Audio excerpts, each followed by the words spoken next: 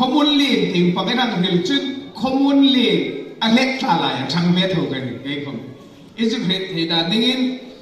kanu hi pi wan rem chong ania pu hawa tupa kanini hawa tupa kani chuchen in re thei kang ringa chen khat hi chu kamiak ni em chewa abigin harang bazar hon veng tinga kapu hai ni le hin in lawin he tol ko kanu hom hit karol hai nu mani amiti pe khakani chulai chu dar kanu rol hai ko man ania chu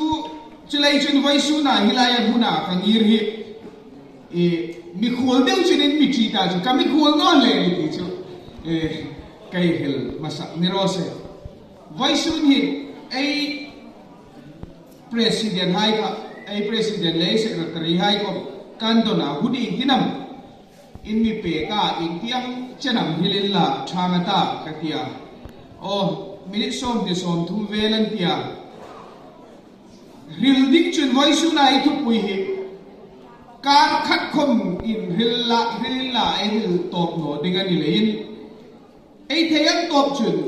atoi fel am chun ang hil tu mei ta ai lo hil sei pal ani chun in mi hei ngai thim kanum tak se tani nau ko ngai ba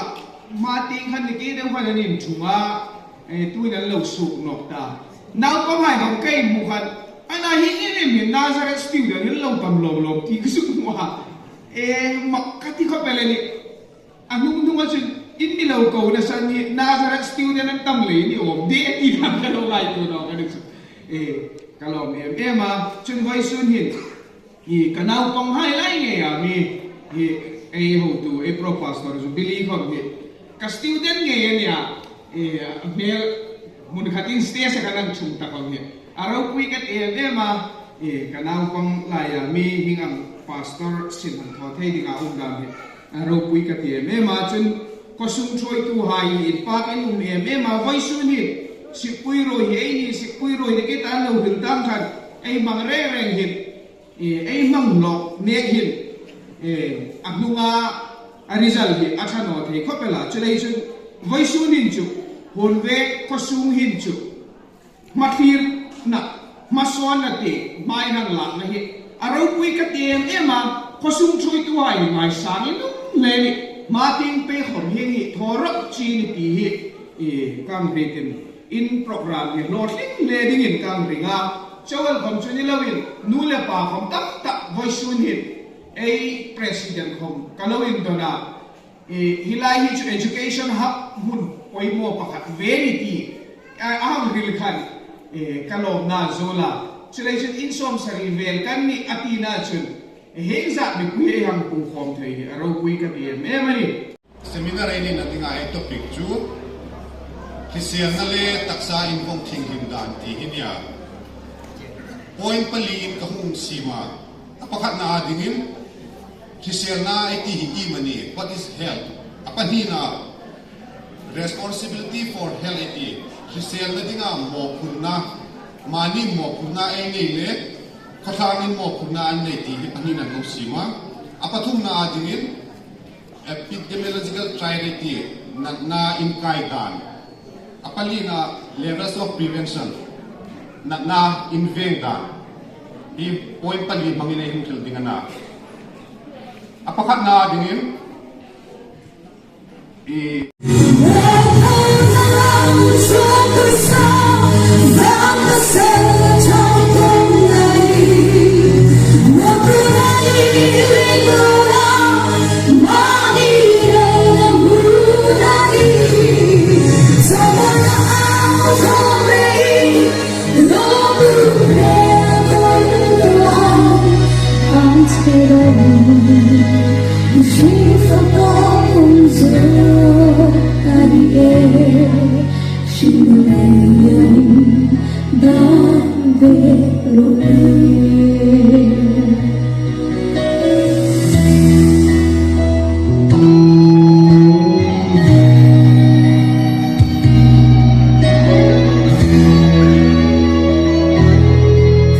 Hãy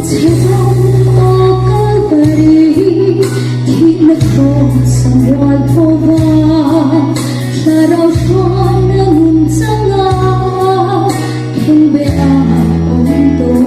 kênh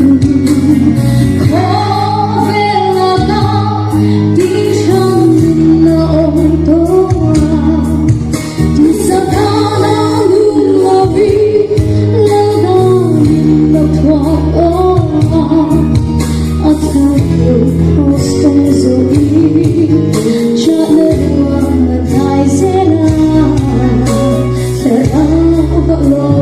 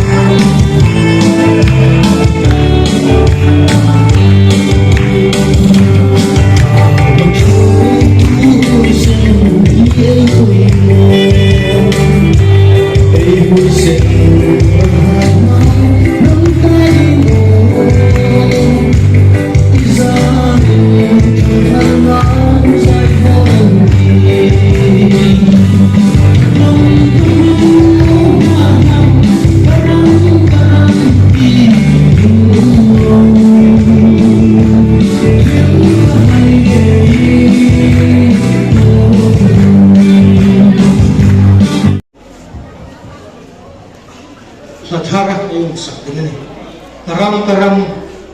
kanam o matnam karam kini silo silahai le mo o kanam tila session ni in yang mga eri asanjo tukung HSA de unit in yang bang kena program dan kumain cukup tinai lo product he na pang julai hai lo man sem na de program elo mga lakani ha chu paisu che kuiroi mang natinga hin village committee ayang hiya he nangin annang palte ga he kun tep ter kart ta program mang dingin ayang ko cha chunda ka chung ni paisu hin kun poi mo tak ela nei ngai no he le ka butang dar na kun venge che se unit gain asim chu tang dar da chu program a ko paisu nangin do mania chu program mang dinga tep ter kart ta bo sayang yang mamadi ka hin Assam Hills Headquarter tui tuai komen fila chun literature society tinga ayo tuai komen fila an mel hayang wa chun hi bai sun ka resource person ai komen mia ile ko buti te ko msie la siu su ko un sang chu Sinlung Publication Board Transport President Chairman which to chun vì ni le mo ka nam ka di ngai ka ko ka del kom thul lok thelo we hem chu ati na kha lung la um jing ho ve ke se ni chu tharo ni ro he ko ka ni sim so ge dio nam ka di no ka tlam ka di le fi jen ni le mi tho ite se de ya ma ma so mo na so la hai le thul cha hai ngày ra thắt dừng lại rồi thiên đến bậc học thì ngày tôi dừng lại cùng bị mà hiện lại xem ra đây để thực hành cái chế sẽ cho nên có chỗ sẽ tới cho xem đi tổ lớn đi thu đầu sẽ vô cùng thu độc tôi về rồi cái tình hình châu Nam nó sắp anh biết rồi là để cho cần đón khó mình anh bồi quỳ ta liệu có bồi mồi gì cái thứ xem mà nó liệu có bồi mồi nào nhưng mà là chỉ do hoa thì trong tâm tập được được hết cái gì ta nóจะเต็มเลย personal growth สาวต้องตัดสินมีมันอินทำเรียนนะตักสร้างสาระเลยตรงนี้จะนะ mental body mind and spirit เจ้ากันอินทำเรียนนะอันเกี่ยวกับทุกท่านตั้งเราถึงบุคลิกาเสียอันมีสิ่งเปรอันนี้ทุกเรื่องบ้านเรื่องการถึงส่งเนี่ยกันอาบุอาศิบุคลิกาจำตราเสียกันเราถึงเอาถึงภาพตัวนี้จะเจ้าคนที่เราเป็นอันเมโรกาอันตักเอ็มคืออยู่นะเลขบูมาร์คโรซีเลตงกัสุตีHSA หุ่นเวงยูนิตไอ Publication Board ไอดินาอันโลบุษย์อัติมตัวไอตาดิงาโรกตักเลจังไกตักอันนี้เถิดดิ้งกระทำจารุณี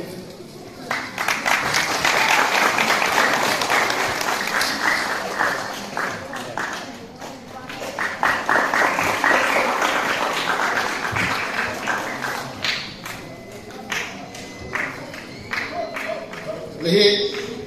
Kurosi le Utongka Suti Ekabo Ensin Engkang Jara Umi Besun Sangsa Pektu Hi Amahi Engin Tan Hal dengan ye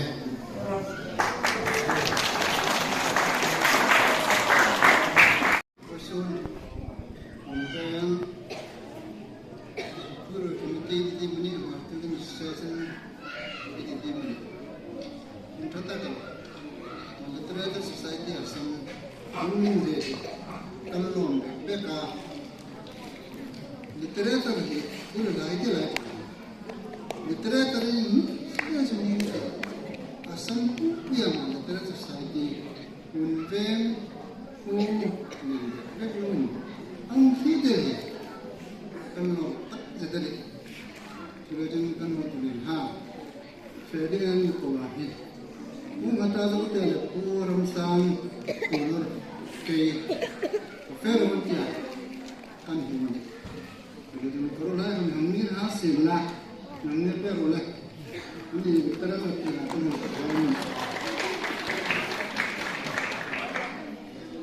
terus saya tu dalam kacang tu mungkin aku lepas udah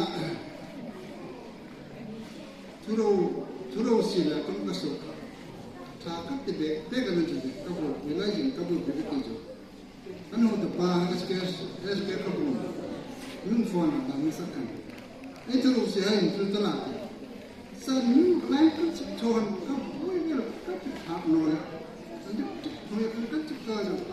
tulay tulad ka sa mga kaya ay sa